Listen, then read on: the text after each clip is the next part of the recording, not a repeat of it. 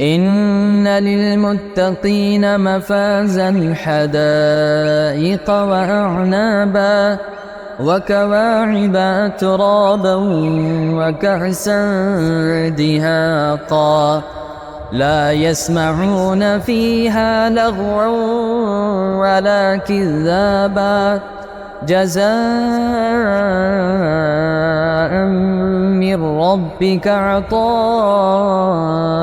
حسابا رب السماوات والأرض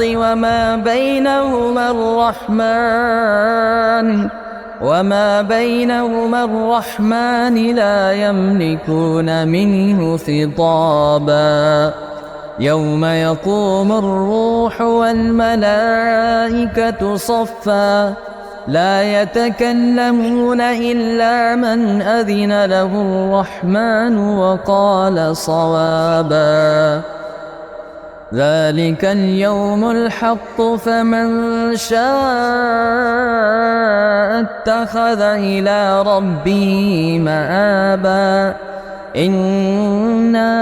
أنذرناكم عذابا قريبا